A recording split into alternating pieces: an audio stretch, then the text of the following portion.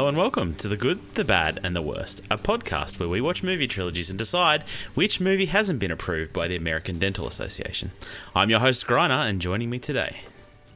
My name's Kevin, and I'm what the French call les incompetents.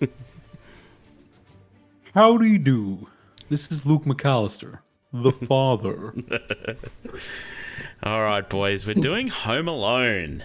Home Alone 1, 2, and 3. There were several more movies after that were direct-to-video and have not been considered part of this trilogy.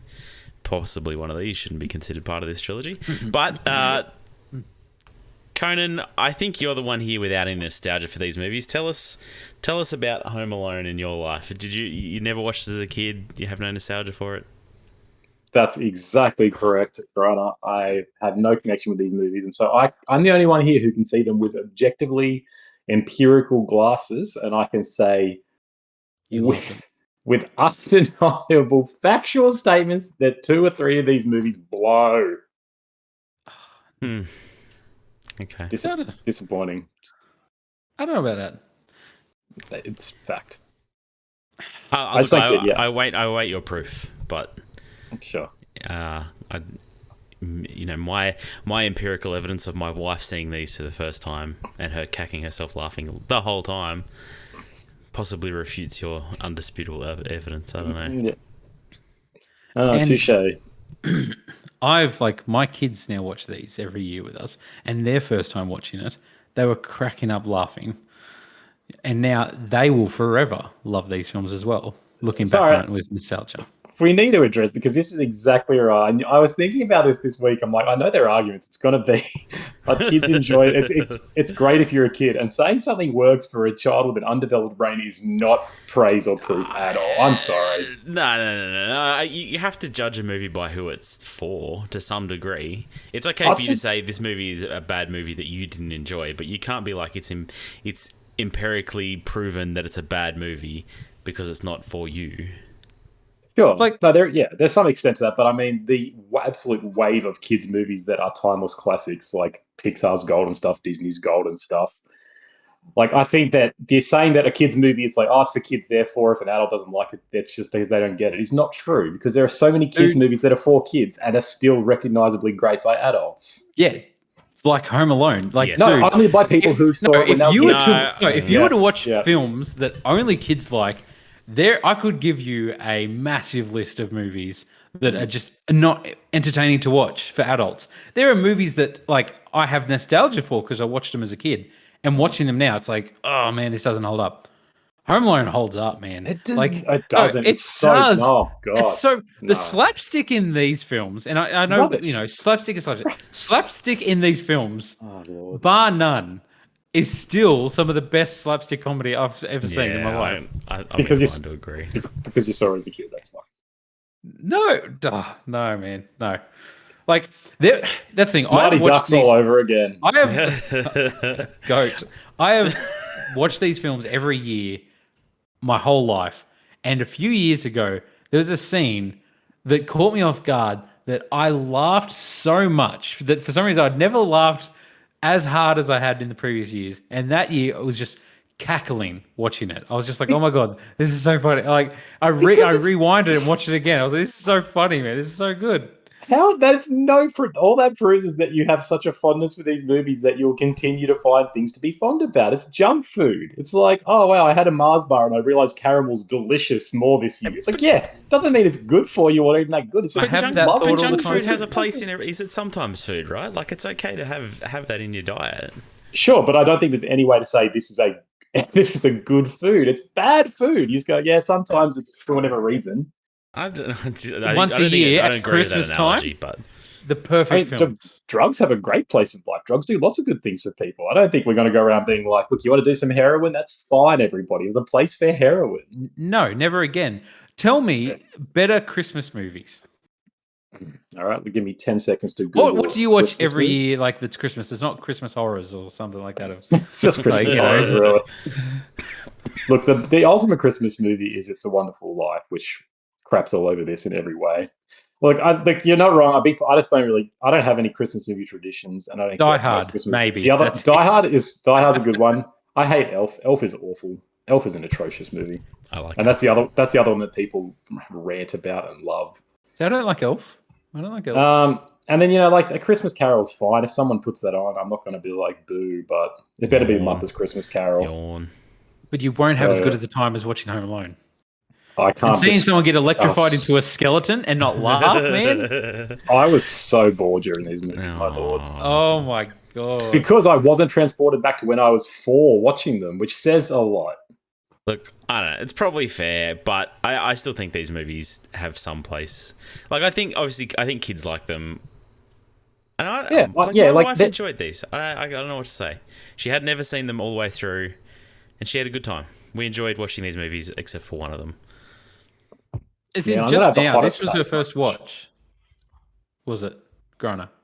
My first watch. Like her first watch this year. Her first proper like sit down, watch the whole movie. She'd seen bits and pieces, but not watched the whole things. And didn't have nostalgia for it. Like had never like watched them as a kid or anything like that. She has movies like that for sure, and I think they're atrocious. So. Conan, you're sounding like a real Uncle Frank. Yeah, you are Uncle Frank in this episode. Let's analyze the family in these movies and how there's nothing good there. No, we'll get his family are horrible. His family's full of assholes. Yeah. What a fun. Yeah, I love watching kids get abused. My idea of fun. Can we briefly talk about John Hughes? Obviously, he's the writer, creator of these movies. Do you guys have any nostalgia for him and his movies in general? Like Uncle Buck is another one that I think is a classic from my childhood.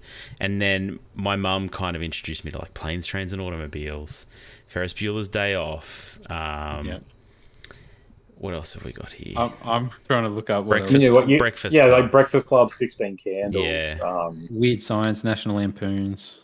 Yeah, he's kind of he is the 80s basically. When you kind of think of 80s movies, when you think of 80s movies that aren't slashers or something, you're thinking of a John Hughes movie. Especially like Dennis the Menace. In Dennis the Menace. Coming of age, I feel like in the 80s he was like the guy, and then in the 90s he seemed to transfer that over to kids movies more. Strangely. Yeah. He's definitely like the whole 80s high school aesthetic. He was kind of, I feel like almost entirely responsible for. Yeah. Which is a big deal. Like he didn't direct as much as I thought. He was mainly like he wrote just so much stuff. Yeah, I thought he like directed and wrote everything, but it was really like a handful of movies that I really love. Do you guys have? Yeah. Do those movies have a place in your heart? Do you watch them ever? I've seen I appreciate him like again from a sort of a film history / study perspective. Mm-hmm. Like he's really important. I like Breakfast Club's good. I've seen Uncle Buck, but I don't remember it. Ferris Bueller's is on my list of shame. I've never seen it. And like, so he's one of those guys I've picked up from osmosis. I know pretty much everything about him and everything he's done just because he's so important to things. But I've seen Planes, Trains and I've seen Uncle Buck, but I don't remember them that well. Planes, Trains I remember really enjoying, but I saw it at some point when I was a kid, and it's a great movie. Luke, and you have nostalgia for it, don't you? I like that's the thing. Looking through his filmography, I feel like as a kid, I watched the first few Home Alone films over and over again. Every Christmas, Uncle Buck as well. Dennis the Menace, I loved as a kid as well. With Mr. Wilson. Yeah, it's just and. Conan nailed it. Like, obviously, 80s is when some of these films came out and everything. But, like, John Hughes, to me, being a 90s baby, is just the 90s. Like, I look at these films and instantly they take me back to when I was a kid. And they're, unmistakable. And, like, I don't know. Like, how good is the score, man? John Williams.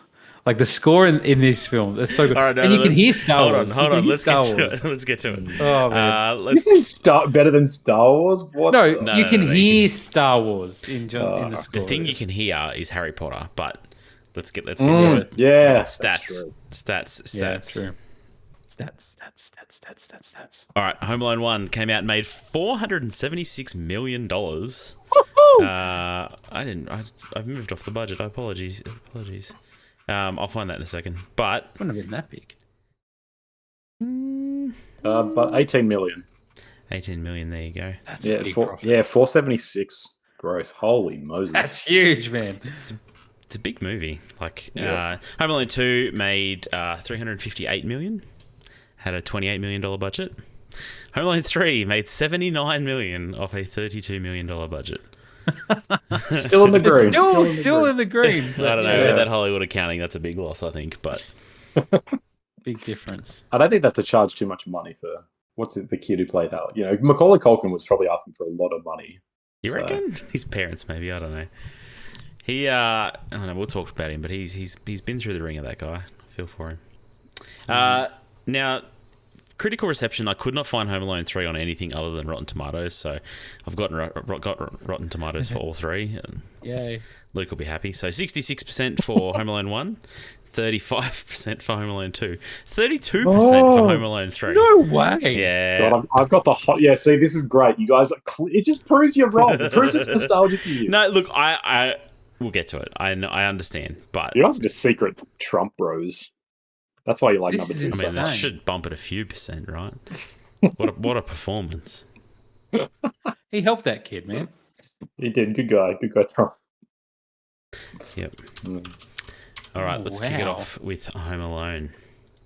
One day, Kevin wakes up from his... an 8-year-old troublemaker mistakenly left home alone must defend his home against a pair of burglars on Christmas Eve.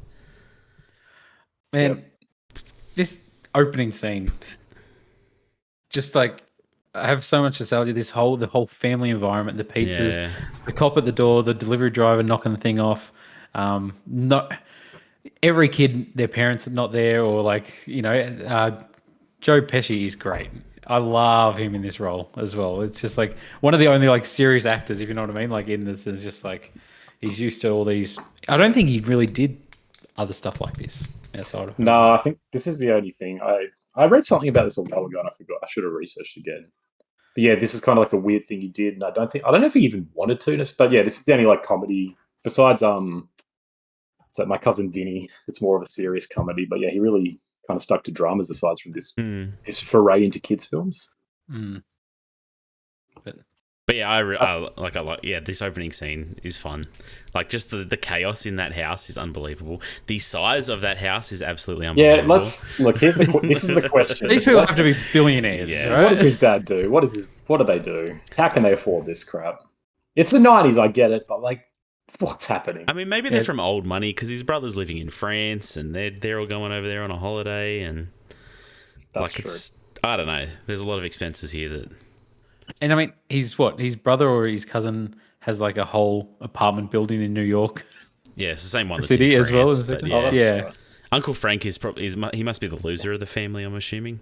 So is Uncle Frank his wife's brother? I don't know. I don't think they give us a family tree or anything. I'm just assuming he's his brother, need to but that's probably not right, actually. Well, he's such a cheapskate. Oh, Uncle Frank. Uncle Frank.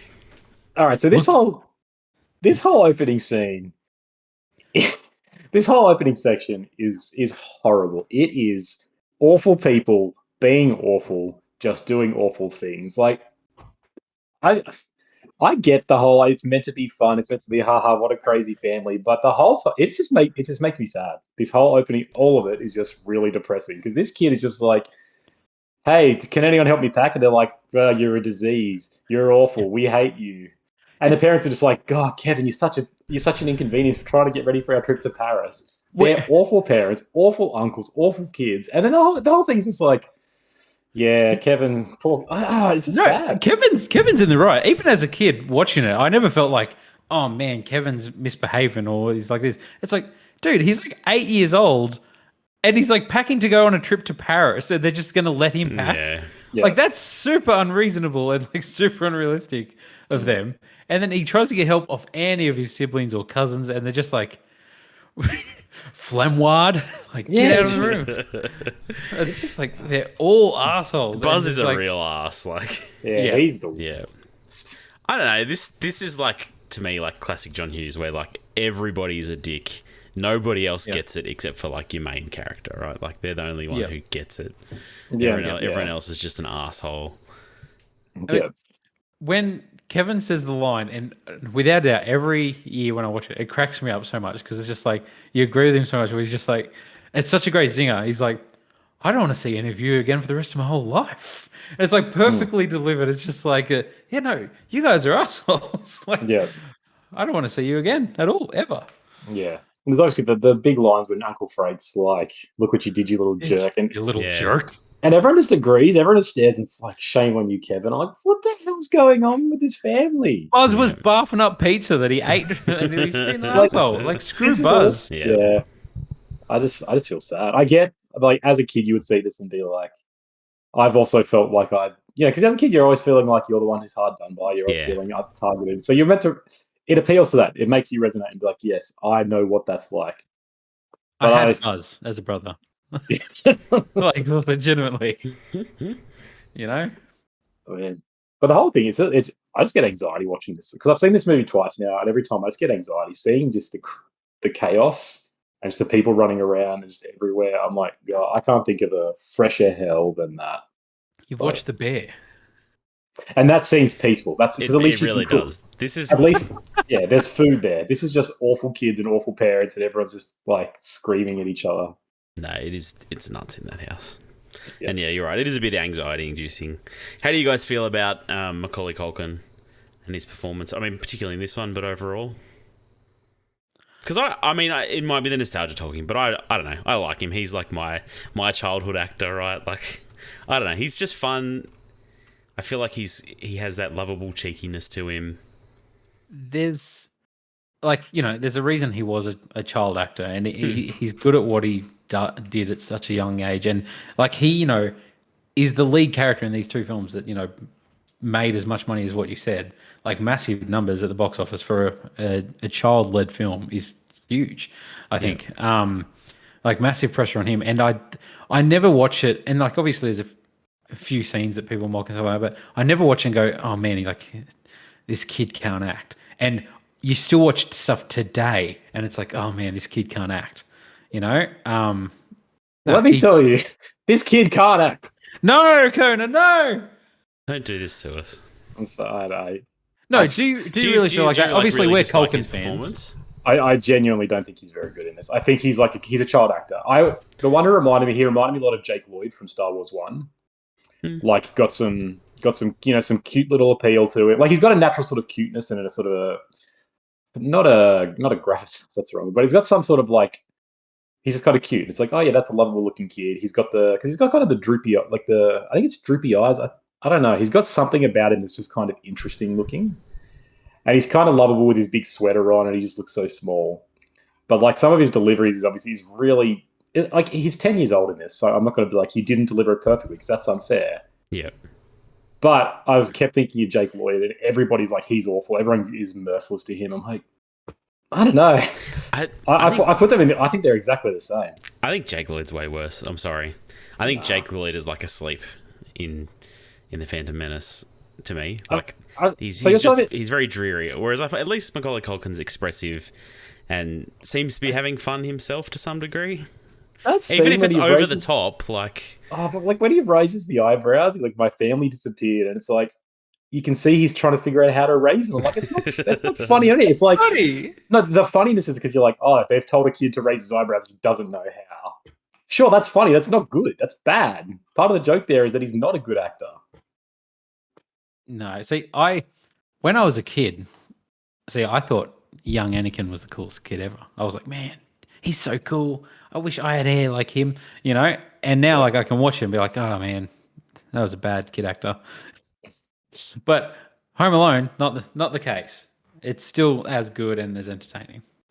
No, I truly don't think he's that great. He's got kid actor energy, because he holds this together. He's interesting and he's kind of magnetic to a weird extent. But I don't know. I think it says a lot that he never went on to do a whole lot. I think it says a fair bit that he didn't go on to have a long, prolific career, like several of his brothers did. He had a big career as a child actor, though. Even outside of these movies, I don't think you can hold it against him. And I think he more than any of his brothers got eaten up by the Hollywood machine, right? Being a childhood star, it messes people up. We've seen it time and time again. It messed him up for a long time. And it hasn't been recently got it the worst. That he's sort of come back into being himself again and getting his life together and stuff like that. But absolutely, yeah. Have you guys done any research into him? Because I that's the kind a of the lot. that's. Have you actually? Oh, mate. So I read into what happened. I wanted to talk about it when we talk about Home Alone 3, like about the original plan for that. We can hold it off then. But yeah, he was obviously burnt out by child acting, and like we didn't see him as a teenager acting and stuff like that. And then it was like, it just felt like after that, it was a random cameo as an adult. So it's like, hey, look, it's Macaulay Culkin showing up, or he would show up at a wrestling event in the crowd because he loves wrestling. Yeah, like and that was it. Yeah. But yeah, he became himself. Like he just became sort of, I don't know, ironically, kind of like Donald Trump. He became this celebrity of like you knew who he was just because of who he was. And I mean, if you can retire at the age of like 10, it's you're not going to have a normal life, and like your perception of things are going to be very skewed. The problem is like it looks like he had to like take his parents to court to stop them from controlling his trust fund. Like as a young kid, his parents split up when he was 10 years old. There was the whole thing where he was close to Michael Jackson, which like just had rumor and innuendo around it. It was probably a really bad situation. He still defends Michael Jackson, but even the media circus around all that and like having this attention of like being seen as this victim or whatever isn't great. I mean, being that thrust into the limelight, because this movie was huge. Like I said, 480 million. And everyone in the world knows this movie and knows who Macaulay Culkin is. Yeah. So being thrust into that amount of fame at that time was always going to mess you up or do some things to your head. It's just interesting because like his level of fame compared to his siblings is completely different. Yeah. But like his two brothers go on to have pretty good careers, and like one of his brothers is acting at. Rory Culkin's in Signs, and he's 12 in that, so he's 2 years older, but he is like chalk and cheese above, like just a superior actor in every way. But either him and Kieran just seem to not have the same issues, but still have had a decent career. Like it's interesting, I guess, to see them like this height so early on, and then just how it crashes, and then sort of on the other side see a sort of slow climb to success, and how that seems to be stable. Well, Conan, as a fellow Succession fan, what did you think of Kieran Culkin's performance in this? That's what I mean. That guy's like the family's got chops. Like Kieran Culkin is a phenomenal actor. He was good before that too. Like I really love Scott Pilgrim. He's great in that. He's probably the best part of that, honestly. He totally is. He's amazing in that. He's in 2 episodes of Fargo season 2, and he's just great in it. Yeah. And like his brother Rory, he's in Signs. He's in Columbus. He's in which one was in Scream? That's Rory. So that's the one. He's in Scream. And so he's probably, I don't know if he's as good. He's probably as good as Kieran. Like he does sort of the real quote unquote films. But I really respect all of them, and I want to see Macaulay Culkin keep acting. So I don't know if he's good or not, but I don't think he's good in these movies. He's got a child star energy. He's interesting looking and he's cute, but I don't think he's good. Have you watched his other films when he was a kid? Like did you watch My Girl? My Girl, Richie Rich. No, I actually don't know if I've seen any of his other movies. Yeah, okay. Yeah, right. I remember not wanting Richie Rich when I was a kid. Yeah, again. I'm opposed to capitalism, so I think someone being that rich with 2 riches in their name is a problem. Fair enough. I mean, the family's that rich in this film too. Touching on what we said earlier, really, everyone is an asshole in this film. Like, not even just his family. It's just like everyone's like an asshole. There's the whole thing with the police when they call the cops, and it's just like the cops are so like, tell them to count their kids again. Like, ACAB. Like, he's fine. Yeah. Oh man, it's shocking. There's some really hopeless police work in these movies, isn't there? Yeah, there really is. I like, Granny, you're right to what you said, where this is kind of the John Hughes-ness, where he's just making, like, he's creating a world that connects with these people this age. It's like the whole world is assholes except you, viewer, who's in the same life stage as these people. He did it with teenagers in the 80s, and he's doing it with kids here. Yeah. And so I truly think that's why this movie has so much appeal, and like has people who see it as a kid, I think, are just drawn to it because they're like, it just gets them. They're like, John Hughes had that gift to really tap into the experience of youth. And I'm sure if I saw this as a kid, I would have the similar fondness. But I'm a callous old man, and so I can see that this is just abuse porn. This is just enjoying his suffering. No, I mean, it's like life, though. Everyone is an asshole except like you and John Candy. That's the lesson I took from.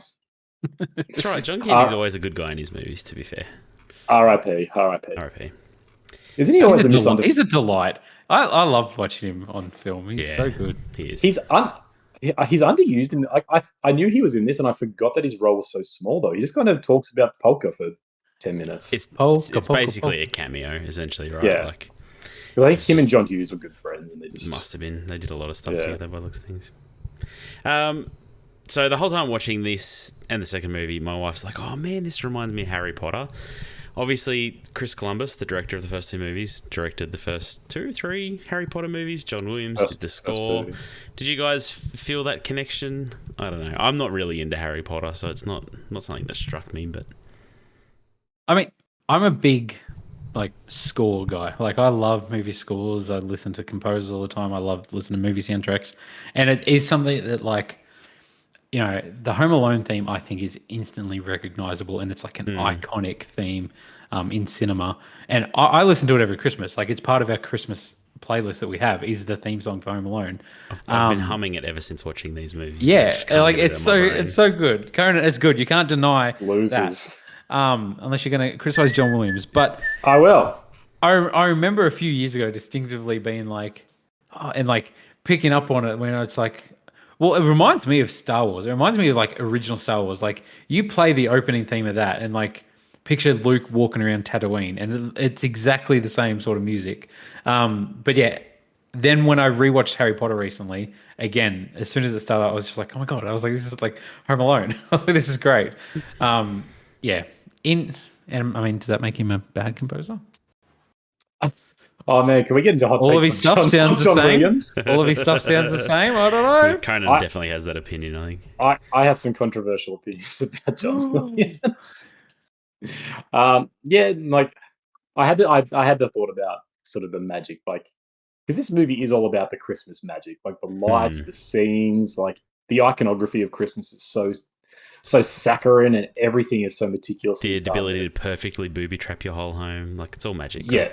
Exactly, it's all just fantasy, and John Williams is good at doing fantasy music, and Chris Columbus seems to have a knack for that. Whether he learned it from here or he always had that, but you can definitely see the bones there. You can see him being figuring out that aesthetic, and it translates well. Young kids and the wonder of this environment, and that's Harry Potter's whole thing. This young boy learning the magic of the world when he kills dark wizards, and this is the kid learning the magic of killing down on their luck criminals.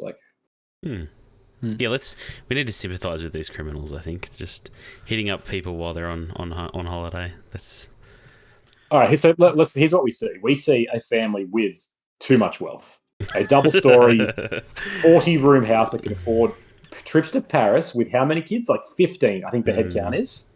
That'd be an expansive trip. Yeah, and they're just doing it, and they're like, "Look, yeah, it's fine. We're going to order pizzas for it." There's never any mention of we're taking a loan out for this. They never talk about money stress. Their parents are in first class. They do talk about it being the French brother's money.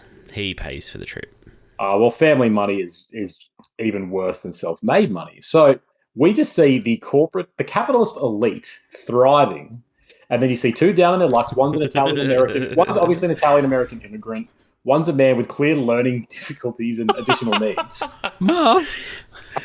And they're trying to get by to probably buy Christmas presents for their families for all we know. We don't know what the Wet Bandits are doing. I don't think the Wet Bandits have families, man. They never seem to care about And maybe they just want a Christmas together because they have no family because their families were killed in growing up in the streets. And sometimes they forget to turn the faucets off when they accidentally turn them all on in their house. Because of inhaling lead fumes from the dive they have to live in.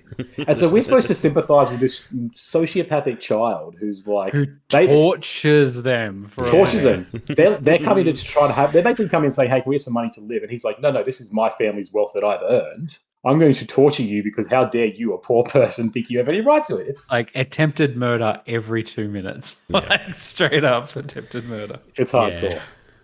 I loved the booby trapping when I was a kid. Like I would like draw the the little chart he draws out of like all the booby traps. I'd be doing that, and I'd be like making plans, and I'd never do anything. Obviously, I never killed a man as a child, but I don't know. I enjoy the traps, but I can't help as an adult to feel like kind of count on my hands and toes how many times he's killed these men over and over and over again. Yeah. Yeah. It's the fun game. Like every trap that's like that would kill them. You just like take a drink and you'll be drunk. Yeah.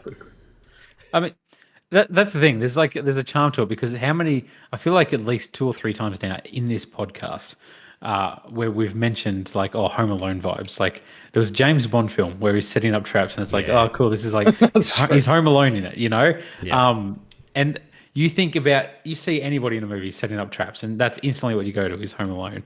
I think of the Roman Empire personally, and I mean, siege warfare, as we do, but as all men should. But like, it's just it's the degree of it. It's just I don't know. It cracks me up so much. Like, it's the best slapstick, Conan. It's so funny. It's fine. Up laughing every time. It's fine. There we go. It's fine. Slapsticks. Did you serious note though? Did you guys feel, or do you guys feel that the trap portion of the movie is too little? Because in my mind, it was longer. Like in my memory, it's like half this movie at least. And to your point, Luke, like when you think of Home Alone, you think of setting up your house in a defense from invaders. It's like 25 minutes, half an hour of this movie. The rest of it is just third act. The rest of it is just him being home and just being like having fun, going shopping, like. There's a bit of all of that. I mean, he does the whole like the silhouettes in the window to pretend there's a party going on and stuff. I actually think it shows a real restraint to not make this movie 90% traps. Like, yes, you could have that just extend on forever and ever and ever, but we get these fun moments of Kevin McAllister going shopping and asking if the toothbrush is approved by the American Dental Association. Like, I don't know. Yeah. The grocery bags breaking, like relatable. Yep. Like that's great. I love getting to know the creepy old man across the road that for some reason never talks until he can only talk in church. I think is what his curse is. Yeah, he's got. It's like a reverse vampire. Yeah, but even the early trap, not traps, but like him setting off the firecrackers in the pan and playing the scene from that movie, which blew my mind years later that it's not from a real movie. Like they filmed that for this movie. It's great because it's like that weird like effect that everyone sort of that's an old classic movie. Yeah, the Mandela effect. Yeah, but I don't know. It's like Marv is so good. Like. I really appreciate him, and he popped up again on Reddit a few years ago, and he was doing the scream for everyone and stuff. It was a lot of fun. Like his timing and just like his physical comedy. Like people talk about Kramer in Seinfeld and just like his physical presence and like he was very like comedic and everything like that. And Marv's very much the same. Like just I don't know, man. Marv cracks me up. There's so much stuff that I quote from these films. Like me and my brothers just quote it all the time, even if it does make sense in context. We'll just be like. Harry, like one of us gets hurt, we're just laying on the ground, just and someone's throwing bricks at us. We just bring out quotes like that. Your brother just drops a brick on your skull all the time. I told you, Buzz, man. Yeah, man. God, Conan, is there anything about this film you enjoyed? And don't just be a contrarian. It's who I am. It's like in my name. Did you dislike watching the film, or were you like? No, I truly get bored watching this. The first time I watched it, I was pretty bored, and watching it again, I was really bored with it. Like, I think because of the fun part of the movie is the traps. The rest of it is meant to be proper storytelling, and character building, and all that stuff. And I don't know. It just doesn't work for me. I just don't care. Sure, it's quirky that he goes to the shop, and everywhere he goes, the adults are like give him the raised eyebrow, and it's like you're here alone. What a precocious scamp! But I'm not going to help you. No, yeah, but they're all still assholes to him. And as a kid, it's like, I'm sure you'd have the fun and be like, yeah, I could do that if I needed to. I could go shopping. I've seen my parents do it. Like, that's fine. I don't care for it. I want to see more traps. Did you buy the foreshadowing and like the situation they created of how this kid could be left at home alone? Like not. Yeah, the neighbor coming across who just starts going through their bags like randomly and shit like that, and he's just what a brat. Oh yeah, the phone lines are down. Phone lines are down. So like alarm clock, like the power goes off, so the alarm clocks all get reset. Yeah, it's all part. It's all part of the magic we were talking about, though the fantasy of it. Like, no, none of it's logical. None of it. The family being that awful is almost unbelievable. Like how you have a family just so callous to their own child, and yeah, like there's a lot of convenient storytelling things, but that's just part of the whole. Like the idea of an 8-year-old surviving this is not going to happen. Like he's not going to be able to do all this stuff. He's not going to be able to set up the traps. But he gives you hope. The burglars are definitely going to be dead.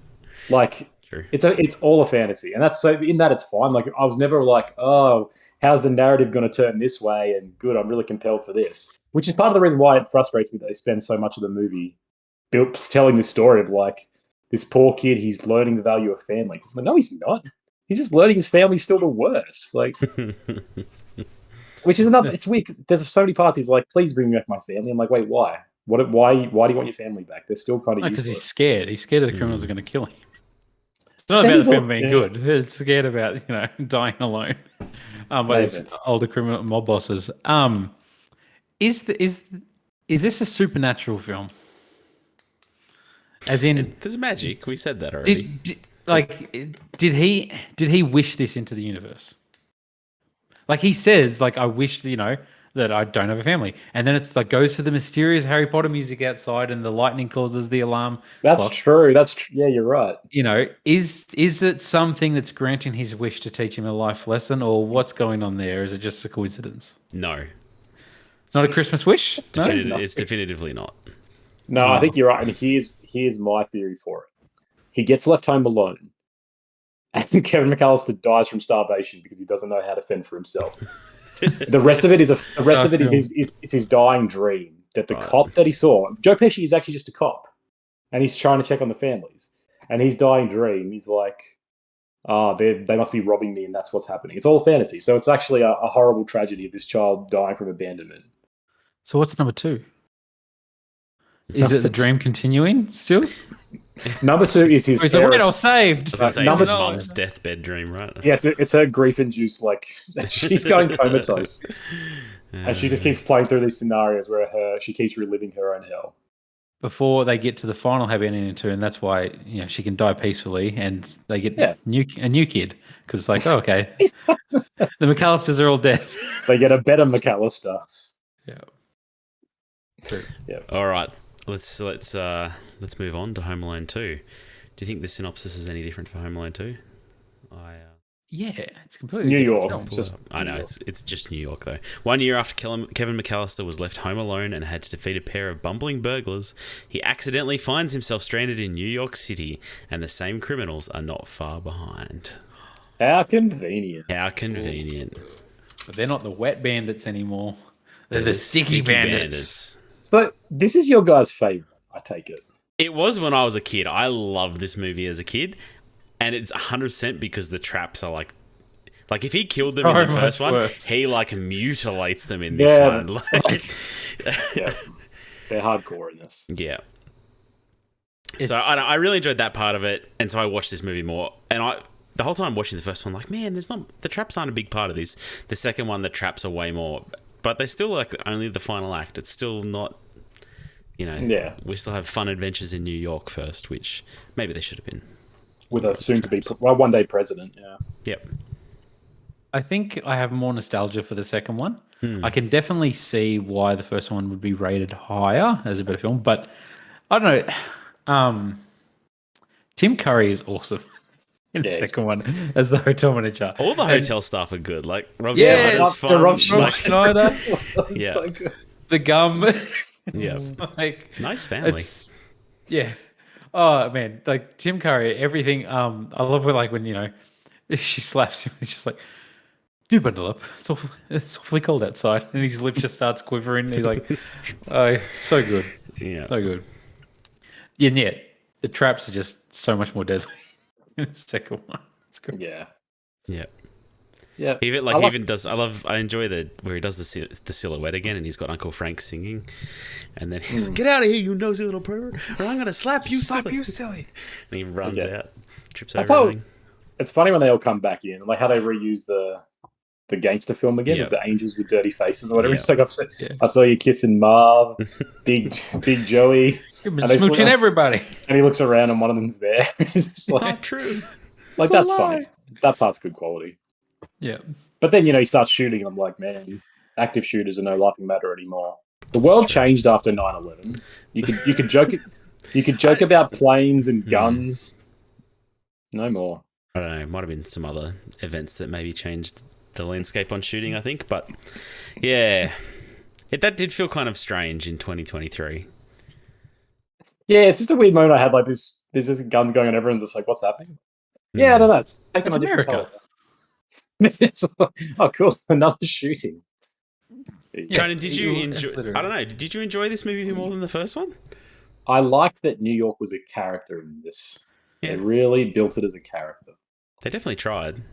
Yeah, it's got that. It's a good sequel approach of it's the exact same movie, but it's a different setting. Yeah. Stakes slightly increased. And it's fun being like, instead of just being in a house, it's all of New York. And so I think I probably enjoyed this one a bit more because it is fun having it's just more interesting to watch him go around New York and see. It's more traps as well too. Like the traps part is more interesting because he's got to go through several stories of apartment buildings and stuff. Yeah, and I think the creepy stranger with a good heart was a better character in this movie as well. I was just about to say the pigeon. Yeah, she's way more compelling than the snow shoveler from the first movie.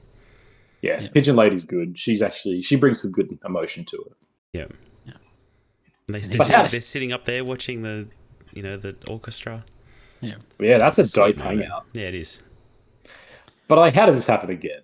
I'm sorry. How does he get left? Did you not watch the film? They perfectly showed how it happened again. I replaced the battery. This was the one where I started to rub up against the magic of it, where they're just like a battery gets replaced and there's some guy in the exact same coats there, and his parents are just like, let's run and hope you fall. I'm like, just imagine, you guys are both parents. Imagine for a minute you once forgot your child on a trip.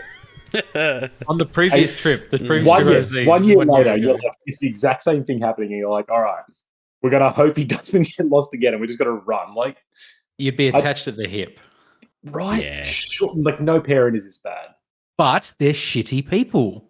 They really are, who have 15 kids. They don't care if Kevin dies. They'll get the life insurance. To be fair, they have 5 kids.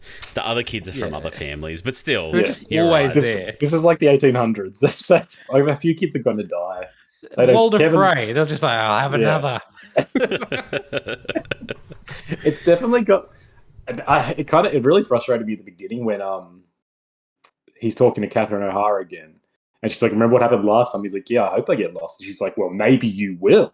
And it's like, God, who says that to their child? But they abandoned last year. And he had to fight off criminals who were going to murder him. It's like a traumatic PTSD experience. And yeah. Would he be as emotionally stable as he is in this?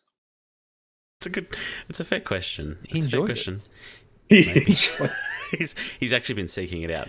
I think this movie also doesn't happen after 9/11 because Kevin never gets on a plane without a proper boarding pass and a seat assigned to him. And all of that. They're never just get on there and find a seat. That never, ever would happen. Hell no. Yeah, this movie's trust a little 9-year-old? No, they're not letting... If a kid... They're not allowed to take drink bottles on there, and they're going to have to take their shoes off before they get on. Yeah, if a kid runs in and is like, oh, my parents are on there, they're not going to be like, sure. They're going to stop and be like, let's find him or something. They're not, they're just going to let a kid run on and be like, I trust him. He sees the back of his head and he's like, yeah, there he is. Because the stewardess says, make sure he finds his parents before you. But he also drops his boarding pass, and they're like, I guess it's nuts. Not going to happen. Here's a free flight to Paris. Yeah. Because that airline would be I imagine that airline would be liable if that kid goes to the wrong place. Maybe how they get their money. They lose a kid every year and sue the people responsible. It's not a bad plan, actually. Uncle Frank's a mad drifter. Yeah, he's the one in on it, right? I don't need to be his parents. It's Uncle Frank. He causes, He causes accidents. Claims the insurance money. Yeah. And Yeah, I do like the whole thing of them getting to Florida as well, and it's just all stormy and it's just miserable, and Kevin's just living it up. He's just like, yeah, but he gets rewarded. His family are bad people. He's good. Well, I like that the holiday is better because they all end up in New York and end up in the nice penthouse suite, and it's like, oh. Yeah. And I don't know why the dad's like, you spent $1,500 on room service. The kid was trapped in New York on his own. What the hell do you want him to do? Yeah.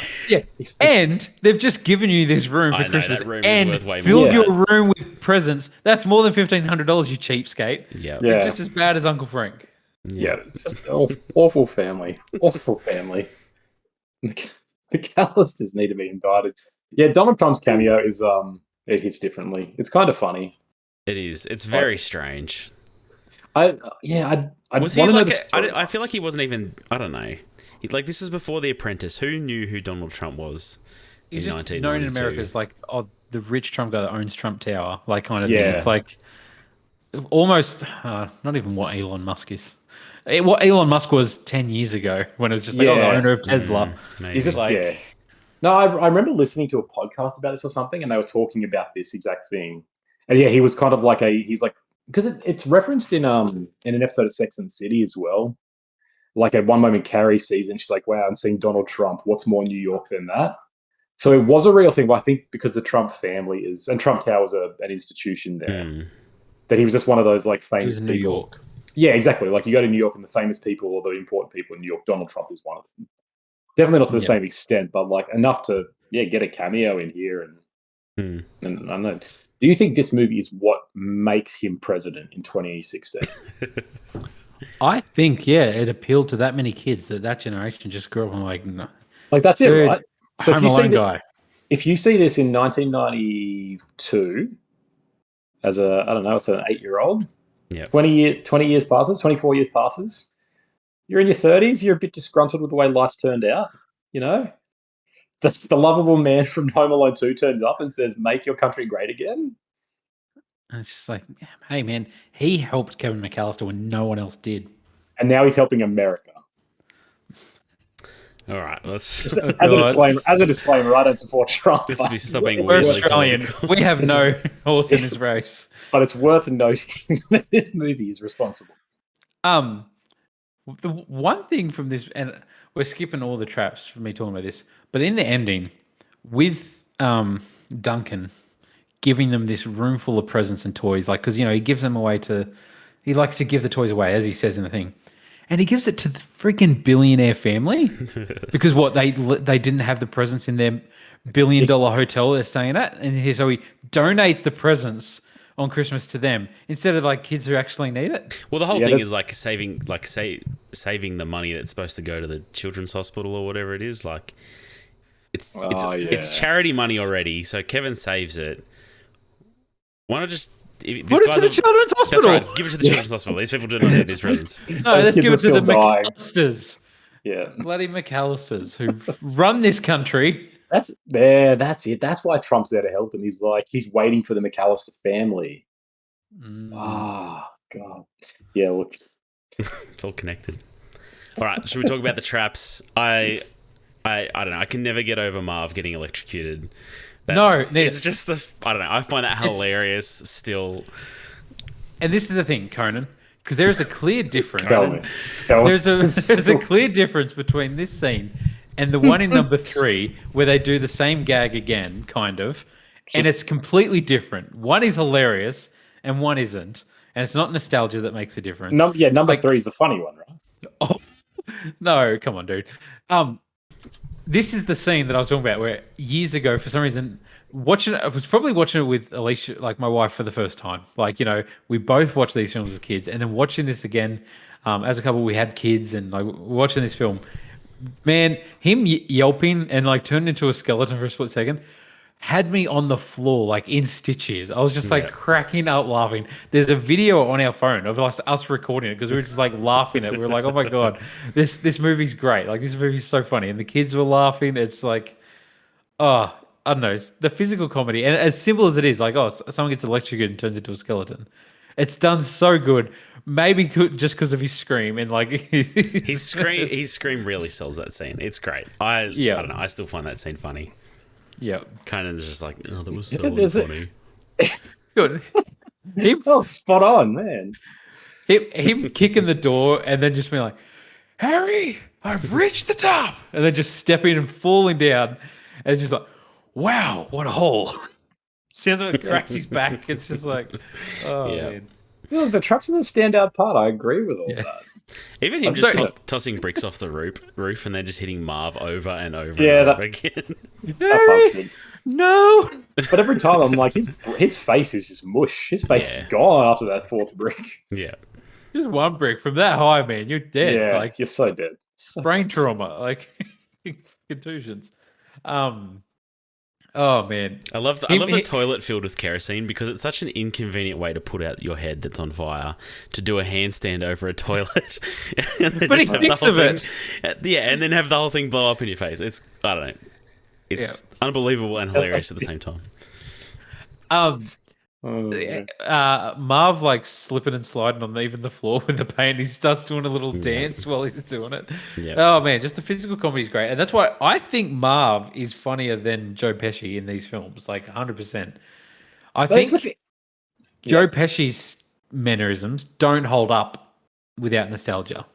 Like I don't find that entertaining as an adult, but Marv is hilarious. I mean, it's fine.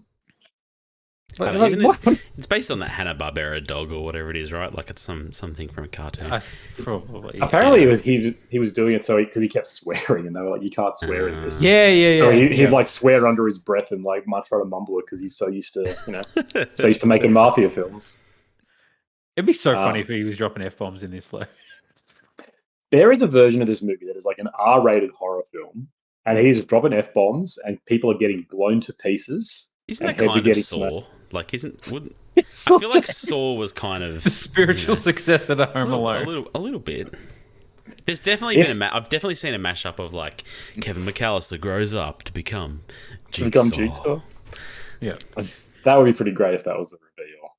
Corridor Crew did a video of like turning Home Alone realistic, and I think it was like turning everything R-rated when they get hit by traps, like what would actually happen, and like with blood splatter and stuff like that. That's your type of film, going. You'd be that's what I'm after. I'm just looking through a list here and just seeing something that I'm reminded of is like the opening act of this movie when in the Christmas song when it's like when it's Kevin's solo and Buzz is behind him and the entire school is just pointing and laughing and just like who are these monsters? Yeah, I know. Again, Buzz is in the wrong. Uncle Frank is like cacking himself. He thinks it's the funniest thing ever, and it's not even funny. Like he's just holding the candles behind his ears and stuff. It's just like, Just everyone, just bad. Just makes me mad. Mm. Like, should Buzz have gotten killed at some point? Is there a film we could have Kevin doing traps for Buzz? Like, that's the Jigsaw film. It's just in his own house. He wakes up and he's like, what the hell? I'm strapped to the bathtub. Like, what's going on, Kevin? You trout sniffer? There's a great stinger. There should be a stinger at the end of this where Buzz wakes up and just like falls down the stairs from a trap. Yeah. And just like, that's what we needed. And just his broken body just laying there as the credits roll with like Jingle Bell music. Tell me that's not hilarious. Comes out and raises his eyebrows like, yeah. All right, shall we move on to number 3? Finally. Yeah, if we have to. God, I am so here for this. Alex Pruitt, an 8-year-old boy living in Chicago, must fend off international spies who seek a top-secret computer chip in his toy car. Man, the stakes have been risen. Oh, yeah. This one. All right, here, I'm just going to lay it out. This is the best of the 3. How can you believe that? You can't be serious. This movie... You can't be serious. Is superior, yeah. I enjoy this so much more than the other 2. Oh, my goodness. I thought... we're going to get cancelled. Like, you can't be saying this on live air.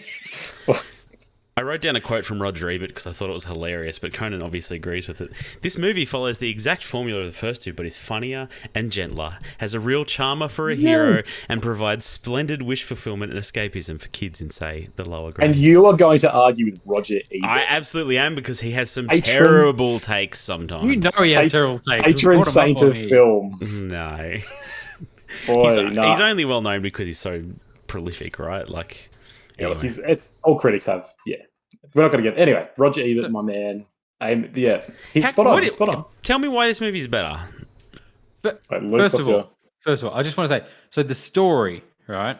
Apparently, what had happened is Home Alone 3 was meant to be filmed right after 2, and it was going to be Kevin McAllister again being left alone. It could have been the plot to this. They could have had Kevin McAllister dealing with some international terrorism ring or something like that as well. Who knows? And it literally fell apart just because of Macaulay Culkin. He was just like, no, I'm done. Like he was burnt, as in he was burnt out. He had just done Richie Rich as well, and it was like, I don't want to play that character again.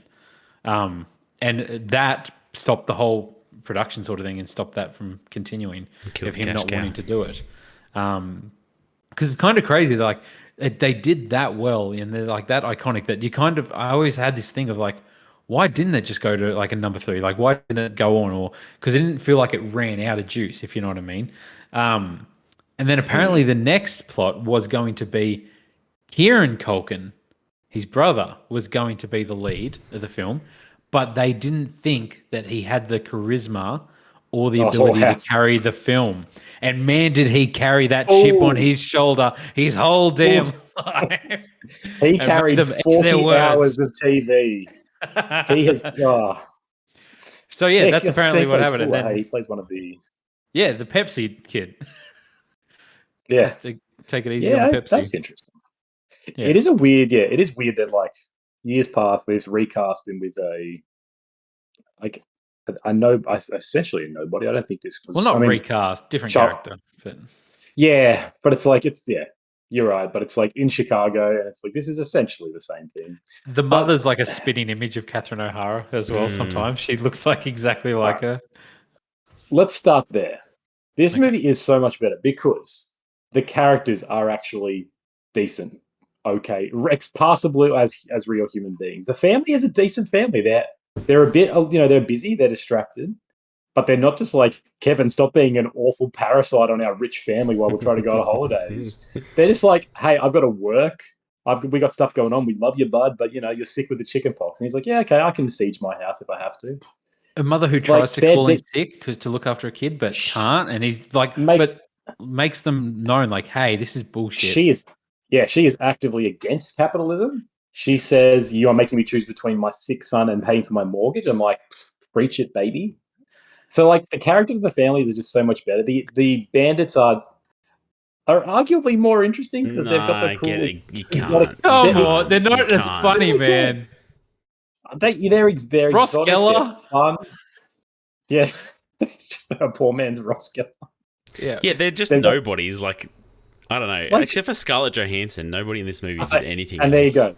2 words why this is better, Scarlett Johansson. All right? See, that's the thing. Even his siblings... They troll him, but it's like in a sibling way that it's like they're being assholes and they're like, they're not like, you're an asshole. Like they're not like absolutely abusing him to the point that like, the government should be called to come in and take this kid out of his house. Yes. It's just like they're not little jabs at him. Exactly. They're not putting razors in his water like we know Buzz is doing. Oh, Buzz is 100% doing that. They're just like, exactly. They're real. They're passable. Like the first 2 feels like a complete like bizarre fantasy. Nothing. This one feels, aside from the outlandish concept that the Hong Kong mafia is trying to get military chips, all the characters are believable, and so there's actual stakes of like, yeah, cool. This is a family. I don't know.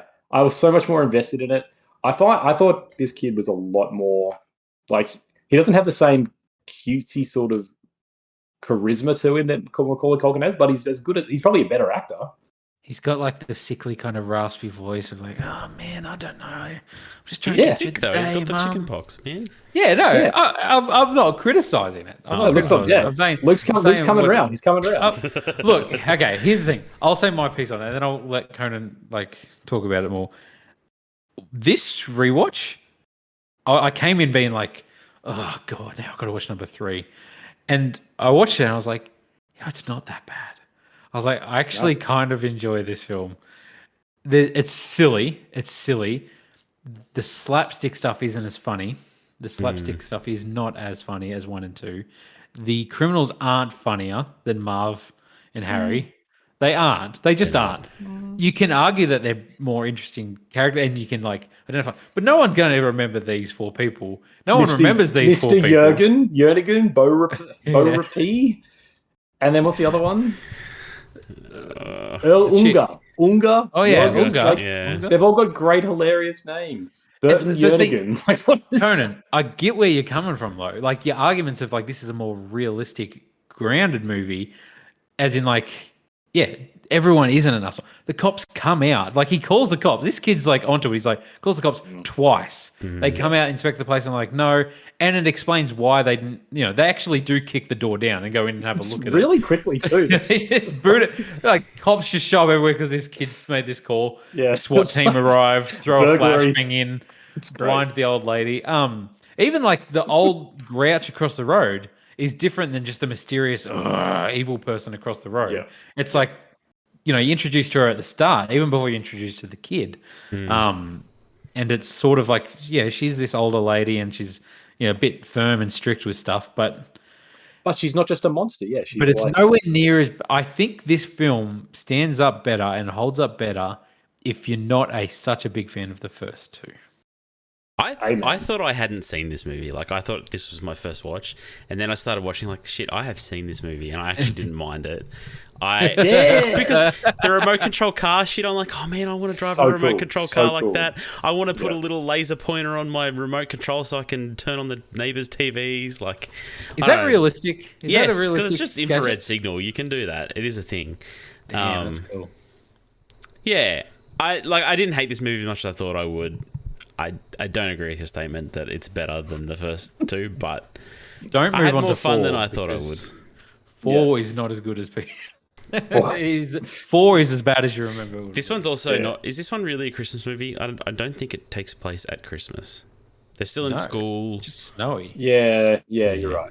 It's December, I guess. Yeah, that's a good point. It's not quite. So I guess you could argue it's not a Christmas movie, but I don't know. I'm not going to get doesn't matter. I don't know. No. Conan. Yes. Since you like this one more, what was your thoughts on the score for this? Because the score for this was GoldenEye-esque. I felt is it the same? Is it the same guy? I don't know. Not. I looked into it because I legitimately believed. I was like, "This is GoldenEye." I was like, "This is," because it gets all like the espionage, but like the bad '90s espionage where it's like, yeah, it's great. I love it. It's like trying to be techno and just weird. You know, when they're doing stuff. They're not believable as terrorists. No. Like, I don't remember I don't really remember the score standing out at all or anything. Okay. But it's definitely, you know, it doesn't have that iconic John Williams. Like, sure. Like, no, like, you're right. No one's being like, man, the Home Alone 3 score really just, you know, knocked it up a notch. No one's... Nick Glennie Smith, the guy who did the score, is a frequent collaborator with Hans Zimmer. There you go. There you go. So we're coming from quality, good stock. It was still written by John Hughes, so it's got. I think it still has a lot of magic. Where I think this movie stands up a lot better for me is that where the first 2 waste a lot of time just following Kevin around and being like, let's tell his story of going to the shops and hanging out in the hotels. This one's like it's a spy film. It's like it's kind of got Rear Window energy where he's at home and he's like, what's going on? Oh, who are these people? And then we're following the bad guys trying to find out, and we're following him watch them. And so it actually has kind of like a spy aesthetic to it, but like a kid's spy film. And so all of that I think is so much more interesting because you're like, oh yeah, I want to see if he can solve them. I want to see what they're going to do how they're going to find it. Like it's a fun actual game of cat and mouse instead of just being like, here's him at home eating ice cream and watching movies. Like I just don't see how that is more compelling considering these movies. And it makes the traps more interesting because a lot of the film is building up to this. And it's like, okay, there's going to be a showdown because they're going to eventually come to his house and find him. Rather than just the first one of just dicking around where Joe Pesci and Marv are driving around for ages. Like, yeah, we'll come back later, I guess. Anyway, what's Kevin doing in the grocery store? Like, lame. I don't know. Maybe you need nostalgia to appreciate those parts of these movies. I don't know. The traps aren't as good though, in my opinion. Like the reaction to the traps, but also just the traps in general are the chair, weaker. the burning of the chair. That's when he sits back the and electric chair. Yeah, he like fries him. Nowhere near Marv getting fried. Fantastic. Dude, Nah, get out of here. you can't be arguing this without just trying to stir us up. The climbing in the window and putting your feet in the two buckets is nowhere as good as sliding on the goo in the basement with Marv. Like it's the same concept. Or putting your foot through the window and treading on baubles and broken baubles and like glass. That's some Die Hard shit. You know what's killer is Kevin doesn't mess around. No. Kevin is a sociopath. This kid, Ali, he's actually just lovable defense. He's got compassion for these guys. Yeah, Kevin should probably be in jail, but that's not. I mean, didn't he put a fake trampoline over a pool? Yeah, like that's baller. That will kill people. Hypothermia, man. They were going to die. I mean, they nearly killed the old lady by leaving the doors open. These guys are in a pool. Yeah, so that's justice. It's really cold out. It's a blizzard, and he puts him in a cold pool. Oh, I mean, how is he supposed to know that? I mean, they put themselves in the cold pool. Yeah, exactly. So it's, yeah. He said to justify any... Marv touched that handle that was electrified. He did. I had nothing to do with it. Marv Joe did that. Pesci did a handstand on that toilet. It was his choice. I didn't tell Joe Pesci to do a handstand on that toilet. Who does a handstand on a toilet? Yeah, if he did, he would have been fine. The only thing, I mean, yes, I did like the rope on fire that they were climbing down. Did soak it in kerosene. There. What a psycho. Kevin is messed up. It's probably all the traps that Buzz did to him. He's just reenacting them. You reckon there's like systemic abuse in that family? Oh, 100%. Repressed trauma. Uncle Maybe. Uncle Frank is a kitty diddler. Oh, Uncle Frank's films, don't watch them. That's true. So I honestly didn't mind number 3 anywhere near as much as what I thought I would. Some of the gadgets though that these like guys have and like the technology that these guys have. Oh, this dude Ross Geller's got the camera in his gloves and he's just like super cool, hey. I mean, it is pretty cool, but like the whole rerouting thing as well. It's like they've got this massive setup. Like, oh, she's making an outgoing call from her home line, but redirected to your mobile. Here we go. It's like, man, these guys are onto it. These guys are in the tech world, and they still fail to a 10-year-old. Yeah. I mean, is that any less believable than two bandits failing to like? Yeah. I guess not. That's fair. Like I love the clunky old 90s spy stuff where they're like 14 routers and modems and they're all hanging like we can redirect a phone call. It's like holy crap, you can do this kind of stuff. Like that's. So do you guys really think that this movie should be? On IMDb, this is 4.6. Like that is awfully low. Now you were both at the beginning of this episode very keen to just shit all over it. Like, do you think it's that much worse compared? Like, if you had to honestly rank these or something, if you had to give them ratings, do you really think that it is like less than half as good as the others? It's not less than half as good as the others, sure, but that's how ratings go, right? Like, they're not people rating Home Alone 3 aren't rating it against other kids movies, right? They're rating it against Home Alone 1 and 2 for sure. You can't, there's no escaping that. And it's not even just nostalgia, it's just they're rating it against those films, which I think are better films. I know you don't agree, but yeah, I'm shocked that Home Alone 2 is I'm surprised it's so low. Like, okay, so this is 32%, like Grant said at the start, and Home Alone 2 is 35 and Home Alone 1 is 65. Like, it's Home Alone 2 score has shocked me. That's like changed my worldview. I don't even know if I can trust Rotten Tomatoes anymore. I thought I'd already gone through this with Mighty Ducks when they were at like 17%. Amen. But Rotten Tomatoes delivering the goods. The other Home Alones don't even have Rotten Tomatoes score. They never had a 4 and 5 don't. But then Home Sweet Home Alone, which is the one that came out 2 years ago, it's got 15%. That's bad. Which I've seen that one. I haven't seen 5 and 6, but I've 4 and 5. There's also this weird German short film called Home Alone 9, which looks like a lot of fun. Home Alone 9 is in Home Alone No? I don't know. It's Home Alone it's 9. Is it it's N-E-I-N-E? no, it's N-E-I-N-E? number 9. So I think they made 8 other short ones, and then there's Home Alone 45 with siblings. So there's a whole extended universe here. I mean, Home Alone 4 is Kevin McAllister again, but with a different actor. Recast. Oh, that's This a bad universe is decision. weird. Yes. That's a bad decision. Does anyone else come back for it? No, No, I don't think so. no. Unga? Is it you or you forgot their names, man? No, It's not I didn't iconic. forget their names. Um, Jürgen, Blurgen, and Schergen. See, touching on Home Sweet Home Alone, which is the soft reboot Do we sort of have thing to? that came out. No, I just interesting to note sort of thing. It feels like it was meant to be a carry, like they've ignored the others, and it's set in the same sort of street as the first, like where the McAllisters live. Buzz is in it, like the actual actor playing Buzz plays Buzz in that. That's As a police officer what? that goes to check on the house. And it says to the kid, like,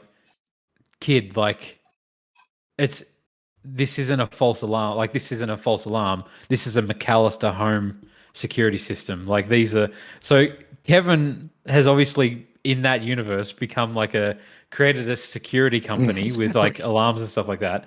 And then he says, "Oh no, this is a prank my brother's pulling. Kevin was left alone when he was a kid. So every year he calls me out and saying the kid's left home alone again. So he just ignores it. And Buzz is just a cop that sits in his car eating Twinkies all night. And that's what became Buzz.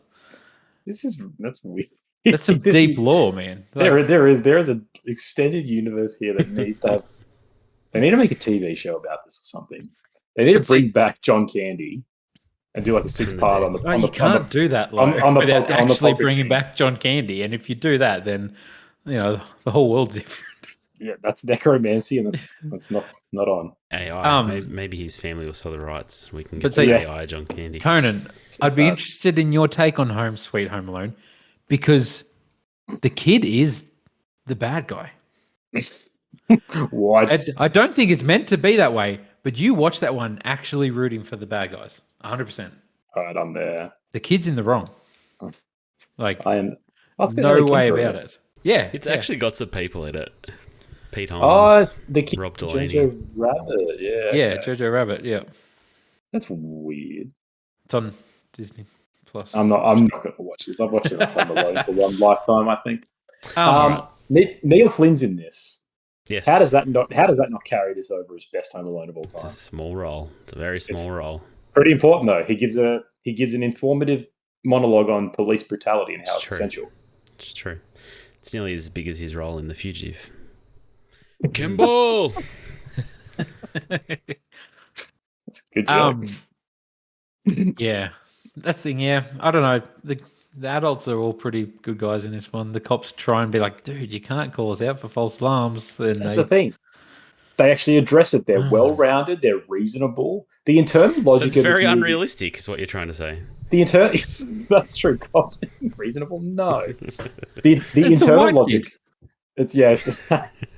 Oh boy, the internal logic of this movie makes a lot more sense than the other two. Is all I'm saying. It 100% does. You're not wrong. Like when I realized, this kid's just sick home and had to be left home alone while his parents worked. Like I was in that situation as a kid.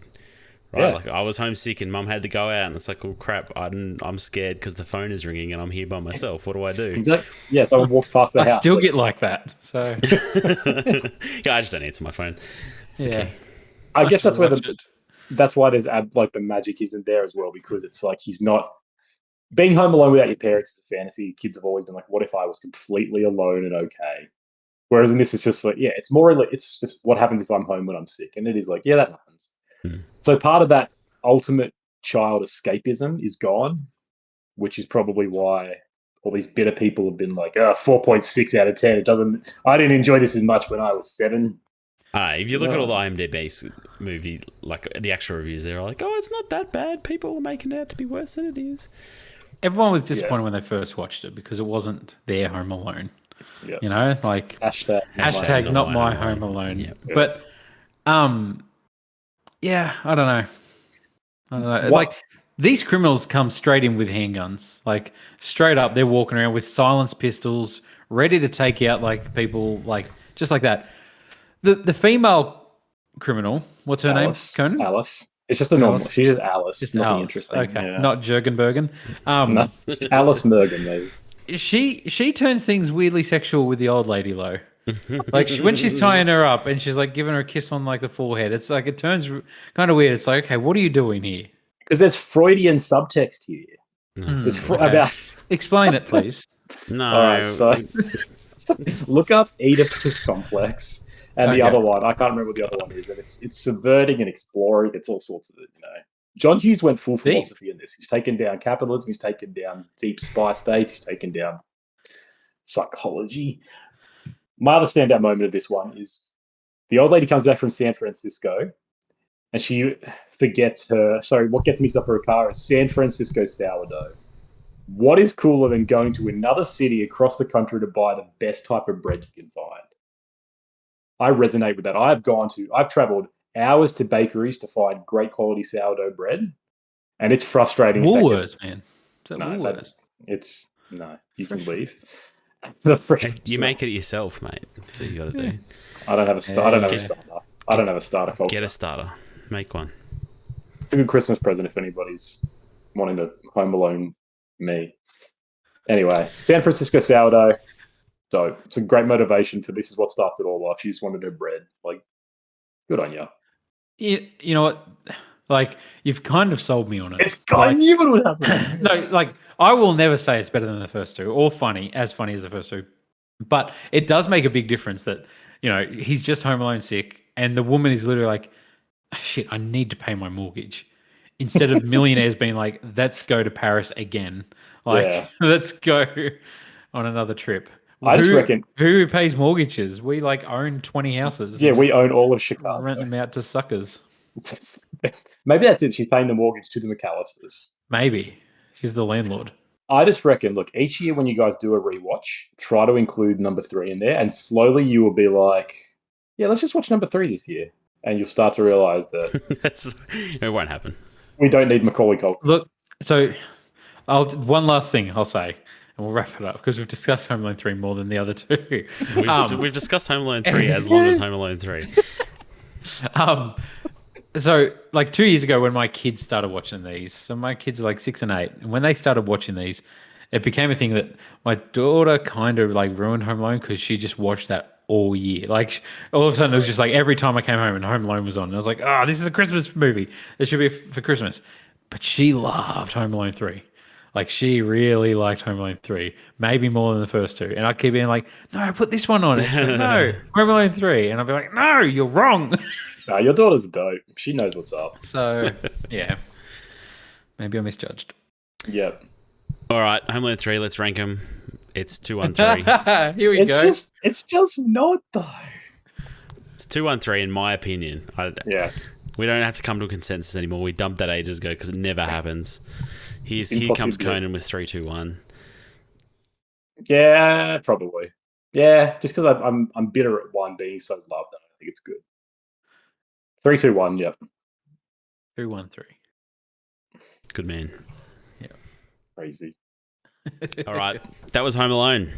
Next fortnight, we are doing it's not a true trilogy, but it's 3 Tim Burton films, all take place at Christmas. So it's the Tim Burton, I think people are calling it the Dark Christmas Trilogy. So it's Edward Scissorhands, Batman. Is it just Batman? Is that what the movie's just Batman, called? Batman The Returns. Batman. Batman Returns. Batman Returns and Nightmare Before Christmas. Yep. So yeah, we're gonna get that out before Christmas or on Christmas Day possibly. Yeah, that was our present to you. Yes, our gift to you. And then we have our 2023 year in review. So look out for that early in the new year. There's lots of fun recommendations on that podcast. A lot of hidden gems that you might not have heard of. This podcast was brought to you by The God Grotesque by... Hey! Oh, look. It kind of works. It's a sick cover. It's backwards. New Apologies. sponsor. But yeah, that's just come out by CV Clark. It's very good. Give it a read. Pick it up on Amazon. It's great. Thanks for joining us for The Good, the Bad, and the Worst. Please give us a rating on Spotify. It helps us out so much. And thank you for joining us. Merry Christmas, you filthy animals. And a Happy New Year.